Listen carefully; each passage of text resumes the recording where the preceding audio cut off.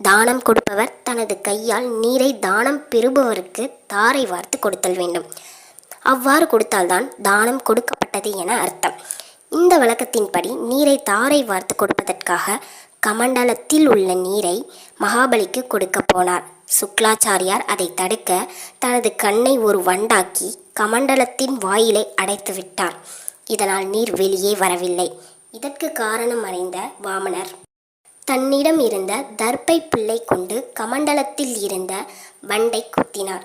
இதனால் சுக்லாச்சாரியாருக்கு ஒரு கண் குருடானது. தன் தவறை உணர்ந்த குரு சுக்லாச்சாரியார் அமைதியானார். பிறகு கமண்டலத்தில் இருந்த நீரை கொண்டு வாமனன் கேட்ட 3 அடி நிலத்தை தாரை வார்த்து கொடுத்தார் மகாபலி. அடுத்த நொடி பாலகனான வாமனன் விஸ்வரூபமாக வளர்ந்தார்.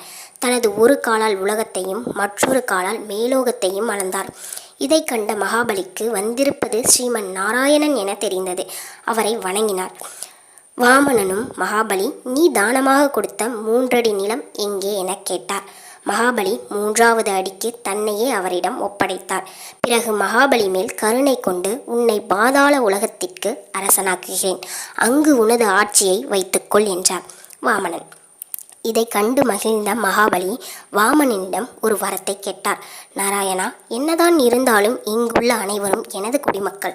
நான் இருந்தவரை இவர்களுக்கு ஒரு குறையும் இல்லாமல் காத்து வந்தேன். ஆகவே இவர்களின் நலன் கருதி வருடத்தில் ஒரு நாள் மட்டும் நான் பூலோகம் வந்து இவர்கள் மகிழ்ச்சியாக இருப்பதை பார்க்க அனுமதிக்க வேண்டும் என்றார். வாமனனும் வரத்தை அளித்தார். அதன்படி பாதாள உலகை ஆட்சி செய்து வரும் மகாபலி அரசன் ஓணம் அன்று பூலோகத்திற்கு வந்து மக்களின் நலனை பார்த்து செல்வதாக ஐதீகம்.